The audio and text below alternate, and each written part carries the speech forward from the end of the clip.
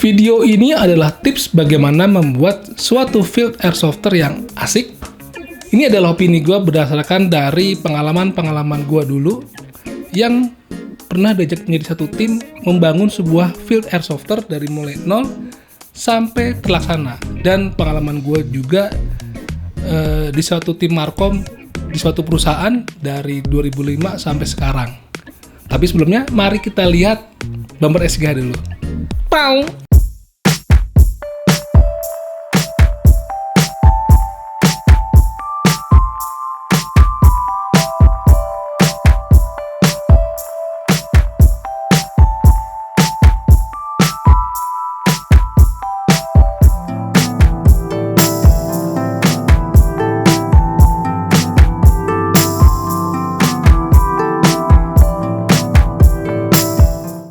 Halo, selamat gini hari, kembali lagi dengan salah satu channel yang membahas tentang airsoft gun dan teman-temannya.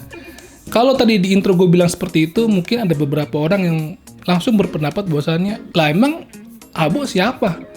Emang dia punya apa bisa mengasihkan tips membuat field airsofter? Memang gue ini bukan siapa-siapa dan nggak punya apa-apa memang untuk membuat suatu field airsofter. Tapi dari pengalaman-pengalaman yang terdahulu yang pernah gue ajak tadi seperti dibilang gue di depan, itu gue menyimpulkan versi gue lah ya. Semoga dengan versi gue ini bisa membantu teman-teman yang memang sekarang ini lagi rame adanya field airsoft terbaru buat kegiatan kita semakin rame. Ini juga gue mix dengan pengalaman gue sebagai tim Markom. Jadi pengalaman-pengalaman gue di tim Markom pada membuat sebuah event atau membuat sebuah program promo bisa juga diterapkan pada saat kita membuat field airsofter, teman-teman. Oke, teman-teman, tips yang pertama adalah tentang pemilihan lokasi.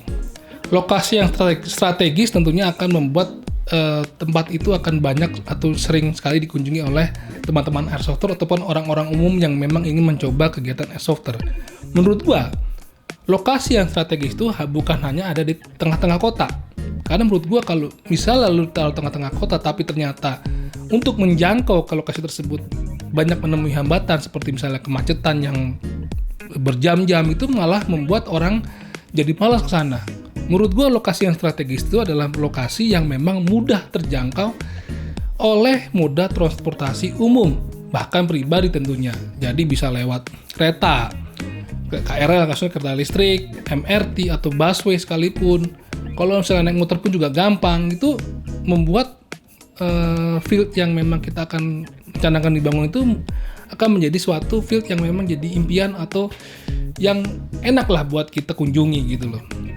Jadi pemilihan lokasi itu memang perlu diperhatikan, karena kalau memang salah memilih lokasi karena beberapa faktor, salah satunya kemacetan atau memang susah dijangkau dengan berbagai moda transportasi, itu adalah salah satu hambatan terbesar yang memang biasanya membuat field yang kita sudah buat menjadi sepi gitu, teman-teman. Oke, teman-teman, tips yang kedua setelah kita mendapatkan lokasi misalnya adalah yang harus diperhatikan adalah tentang perizinan. Jadi biasanya kalau kita membuat usaha apapun itu, tentunya kita harus mendapatkan izin dari pihak-pihak terkait yang ada di sekitar tempat usaha kita. Begitu juga dengan kegiatan membuat sebuah field airsofter. Dulu, gue itu pernah sekali membantu temen gue yang ingin membuat sebuah field atau event airsoft di suatu mall di Jakarta Pusat. Dari pihak-pihak terkait, dari pihak mallnya, dari pihak sekitarnya pun sudah oke. Ternyata ketika kita ingin mengajukan perizinan ke pihak Polda Metro Jaya, ternyata tidak dapat izin. Karena infonya adalah mall tersebut adalah termasuk dari ring satunya Ibu Kota Jakarta. Ya gitu kita bisa maklumi, karena memang biasanya ring 1 itu adalah tempat yang harus clean dari potensi-potensi yang menimbulkan kerusuhan dari penilaian mereka. Nah, menurut gua jangan terburu-buru kita terlena dengan lokasi yang bagus, tapi untuk perizinannya kita agak sulit. Perizinan itu bukan hanya dari kepolisian ataupun Polres setempat ya. Kadang-kadang perizinan itu juga datang dari orang-orang yang memang menguasai lokasi tersebut. Misalnya nih preman pasar misalnya kan, atau preman lokasi tersebut, itu juga perlu adanya lobby-lobby yang yang asik lah ya, supaya kita tuh nanti kedepannya mainnya juga enak dan teman-teman yang datang juga tenang coy. Jadi terkait perizinan memang harus juga dipikirkan, begitu menurut gua sih. Oke teman-teman, tips yang ketiga adalah bagaimana kita bisa membangun suatu field airsofter yang bisa memberikan rasa aman dan nyaman. Kalau ngomongin tentang rasa aman, tentunya terkait sama tadi perizinan. Kadang-kadang kalau misalnya tadi gue bilang izinnya kurang oke, kurang serk gitu, misalnya taruhlah sama penguasa wilayah setempat, kadang-kadang suka diganggu aja gitu loh. Mereka suka buat ulah, datang ke lokasi sukir, lalu tiba-tiba membuat ulah yang bikin kadang membuat resah gitu loh. Para pemain airsofter ataupun orang-orang lain yang memang ingin melakukan kegiatan airsoft gun di tempat kita. Tapi kalau ujinya oke, tentunya sudah membawa rasa aman tersendiri bagi semua pihak yang ada di lokasi tersebut, teman-teman. Kalau rasa nyaman gini. Dulu ya, waktu gua awal-awal main airsofter itu, masih bujang nih, gua tuh nggak mentingin banget gue harus kencing di mana, gue harus makannya di mana. Yang penting gue bisa main. Karena gue masih bujang, gue gampang lah. Mau kencing di semak-semak bisa. Mau makan juga, ninggalin pergi sebentar juga bisa. Tapi sekarang ini, airsofter itu seperti semacam lifestyle-nya orang-orang Jakarta dan sekitarnya. Dan mungkin di luar kota juga sama seperti itu. Lifestyle lah. Jadi yang datang juga bukan dari teman-teman yang masih muda ataupun masih sendiri, tapi juga kadang-kadang datang dari kalangan keluarga menengah ke atas, di mana kadang-kadang mereka juga membawa keluarganya coy, seperti istrinya atau anaknya. Jadi ya rasa nyaman itu bisa kita berikan seperti misalnya mudahnya mereka mendapatkan minuman atau makanan, ya kan? Tadi gue bilang kalau zaman bujang gue dulu gue bisa pergi begitu aja ninggalin lokasi, nggak perlu khawatir. Tapi kalau sekarang ini, kalau udah nggak nyaman, mereka susah mendapatkan makanan atau minuman, kadang-kadang besok-besok udah malas coy, gitu loh. Karena minuman dan makanan itu penting buat mereka mengisi tenaga kembali untuk bermain ke next game misalnya. Jadi hal itu juga harus diperhatikan buat teman-teman yang ingin membangun suatu tempat airsofter baru. Bahwasanya bagaimana para calon pemain yang hadir ke tempat kita itu harus gampang mudah mendapatkan minuman dan makanan. Kemudian juga harus kita pikirkan bagaimana mereka bisa membuang air kecil atau membuang air besar, bahkan berganti baju ketika sudah selesai bermain. Itu juga harus diperhatikan. Kalau nggak ada lokasi tersebut, kadang-kadang orang jadi, tadi gue bilang, jadi malas coy. Apalagi sudah bapak-bapak gitu kan, apalagi bawa anak istrinya, ketika anaknya pengen kencing, istrinya pengen ganti baju misalnya. Tapi nggak ada, itu juga sudah membuat tempat kita menjadi minus buat mereka yang memang suka membawa keluarganya ke tempat lokasi sukir. Lalu apalagi? Lalu ya menurut gue adalah tempat safety zone atau tempat istirahat yang juga asik lah. Nggak perlu bagus amat menurut gue, tapi tempatnya rapi, bersih, tidak kotor, dan ada tempat duduknya yang emang proper, menyimpan di mana terpisahkan antara tempat naruh barang airsoft gun-nya ataupun tempat duduknya itu juga harus terpisah dengan baik, sehingga jika memang ada keluarga yang membawa anak istrinya, jadi mereka juga tidak merasa risih atau terganggu sama teman-teman kita lain yang memang kadang-kadang namanya anak airsofter ya suka sembarangan lah meletakkan senjatanya atau ngomong macam-macam juga kan. Kadang-kadang kita nggak enak kalau misalnya bawa anak istri misalnya seperti itu. Jadi menurut gue juga hal-hal tersebut harus kita perhatikan. Rasa aman dan nyaman itu akan berpengaruh sekali untuk orang-orang datang ke tempat lokasi bermain yang akan kita buat. Gitu coy. Oke teman-teman, tips yang keempat yang menurut gue adalah kita harus bisa memikirkan target pengunjungnya coy. Kalau kita membuat usaha field war game dan hanya berharap dari teman-teman airsofter datang ke tempat kita untuk bermain, tentunya menurut gue agak sedikit salah coy. Kenapa gue bilang gitu? Karena memang kegiatan airsoft gun ini itu musiman. Ketika rame, ya maka traffic para pemain airsoft datang ke tempat kita tuh tinggi. Tentunya pendapatan juga akan naik. Tapi ada kalanya musim-musim bermain airsoft gun itu sepi dari teman-teman airsofter. Jadi kalau kita mengharapkan dari kunjungan mereka tentunya akan sedikit merugi. Tentunya kenapa? Karena memang kan operasional lapangan juga harus jalan terus setiap hari, nggak cuma Sabtu Minggu. Nah, yang harus dipikirkan bagaimana kita terus dapat mendapatkan penghasilan di hari weekdays-nya. Nah, itu dia. Gimana caranya? Menurut gua, kegiatan airsoft gun ini adalah kegiatan masuk kategori lifestyle sekarang ini. Jadi, orang-orang tuh udah pada tahu unit-unit airsoft gun gitu kan. Dan kalau kita lihat banyak konten kreator dari misalnya fotografer atau videografi yang suka membuat film pendek atau foto sesi yang menggunakan gear airsoft gun ataupun bahkan menggunakan unit-unit airsoft gunnya. Bahkan dengan berkembangnya media-media sosial sekarang seperti TikTok ataupun Instagram, itu banyak sekali tuh anak-anak yang termasuk influencer itu mengadakan foto sesi di field airsoft gun. Dan itu pun rame jadinya coy. Nah, itulah yang harus juga dipikirkan untuk mengisi kekosongan ketika musim anak-anak airsoft sepi coy menurut gua. Bagaimana kita bisa menyediakan arena yang sesuai dengan keinginan teman-teman dari bukan kalangan komunitas airsoft gun. Misalnya, kita bisa sediakan spot foto khusus buat para mereka konten kreator untuk melakukan sesi fotonya. Atau bahkan mungkin menyediakan arena-arena yang simple aja. Misalnya tembak target yang hanya menembak plat aja, itu kan siapa aja bisa melakukannya. Tentunya juga kita menyediakan unit rentalnya dan safety gear-nya. Kan mungkin nggak harus setiap orang menyobain kegiatan airsoft gun harus beli unitnya. Jadi ya sediakan aja unit rental dan safety gear-nya. Tentunya akan membuat orang lebih tertarik coy. Lalu mungkin bisa menurut gue ya disediakan tempat khusus, tempat yang berbeda dari para pro player bermain. Itu disediakan tempat mereka para newbie atau hanya orang yang ingin mencoba kegiatan airsoft gun dari kalangan influencer ataupun keluarga seperti istri atau anak yang ingin nyoba, kita sediakan. Ya mungkin arenanya tidak terlalu besar tapi cukup buat bermain seru-seruan aja. Bisa menggunakan WGG itu yang pakai peluru yang bisa dari air tuh, kalau nggak salah di gel. Atau mungkin tembakan nerf gitu kan, nerf gitu loh. Itu kan juga seru buat bermain keluarga. Jadi kita harus bisa memikirkan bagaimana traffic pengunjung ke lokasi yang kita buat itu tidak dari kalangan hanya sebatas airsofter dan tidak hanya terisi pada hari Sabtu dan Minggu, tapi pada hari-hari weekdays coy. Nah, biasanya yang gue tahu dari laporan-laporan teman-teman, pendapatan tertinggi itu datangnya dari para orang-orang di luar komunitas airsoft gun.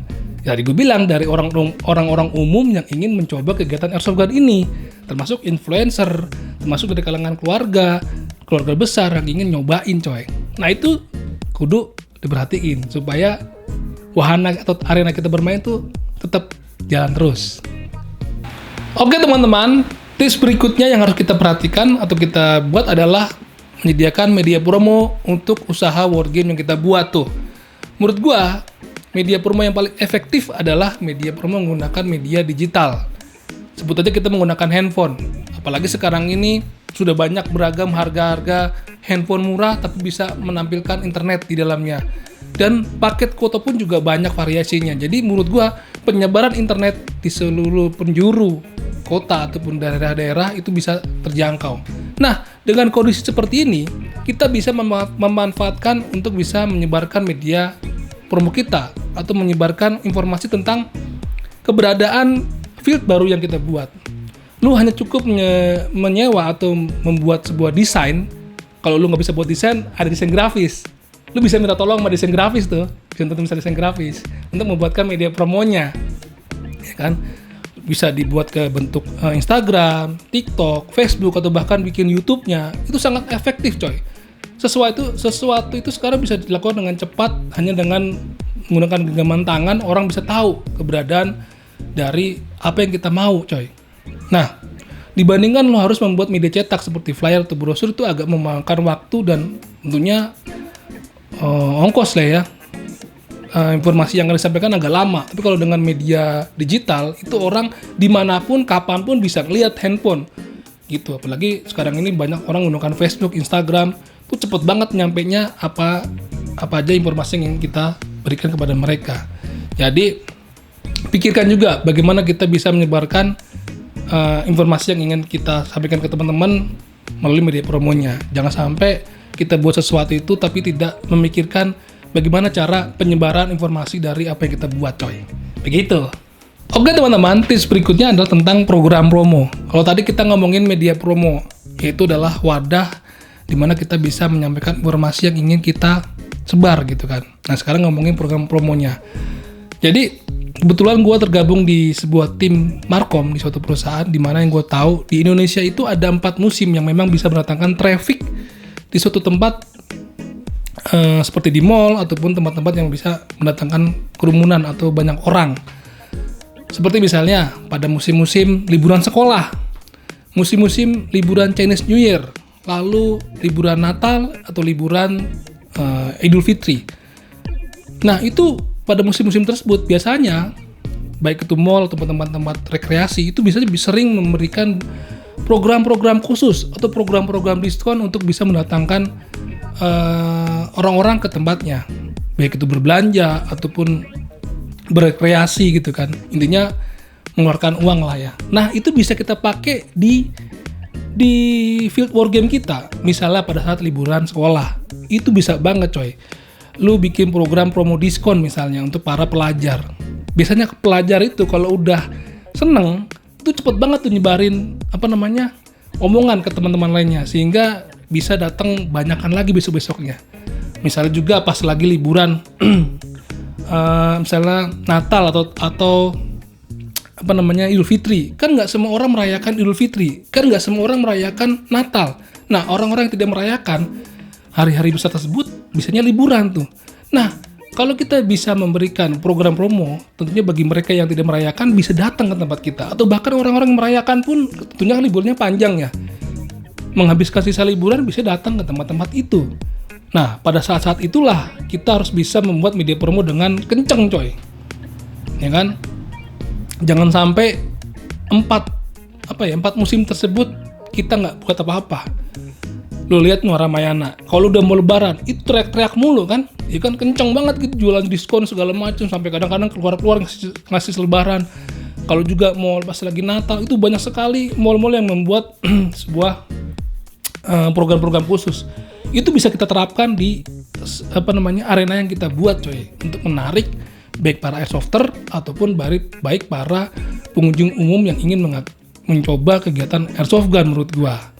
Gitu dia, program promo harus kita pikirkan. Oke teman-teman, tips yang terakhir adalah tentang profit. Lu harus pikirkan banget profit atau keuntungan yang didapat dari awal juga, sama rekan kerja lu ataupun sama si penyewa lokasi yang lu pakai. Jangan pakai hanya sistem lisan, gampang, ntar aja, oke, segala macam itu jangan lu pakai itu. Sebisa mungkin lu udah harus pikirkan hitam di atas putih dengan menggunakan materai lah. Jadi kalau kedepannya ada masalah, lu aman coy. Jadi ini adalah hal yang sensitif. Jadi menurut gua kalau bekerja sama orang berpartneran itu, apalagi untuk urusan-urusan bikin hobi kayak begini, itu kan namanya hobi naik turun ya. Semua usaha pun juga akan naik turun. Cuma kalau hobi itu lebih cepat naik turunnya. Jadi harus siap-siap hitam di atas putihnya coy. Jangan sampai namanya keuntungan atau kerjasama bersama itu membuat rusak pertemanan. Menurut gue kayak begitu. Jadi biasanya kalau kita membuat suatu usaha baru, itu kan nggak ketahuan kan ngeluarin berapa, si A ngeluarin berapa, si B ngeluarin berapa, tiba-tiba banyak. Tapi pas kita menghitung pendapatan jadi rebutan. Wah ini gue main begini, gue pengen begitu. Nah jangan sampai begitu. Mendingan diatur dari awal sehingga kerjasama lu sama temen lu atau sama si penyewa juga enak gitu. Banyak kasus kejadian yang ketika kedepannya si penyewa atau yang menyewakan itu bisa berulah lah, intinya begitu. Oke teman-teman, demikian dulu dari gua, opini gua tentang tips membuat sebuah arena war game. Apabila ada kesalahan kata atau kesalahan kalimat, bisa kita obrolin di kolom diskusi. Atau mungkin ada tambahan-tambahan, tips-tips tambahan, bisa kita juga ngomong di kolom diskusi.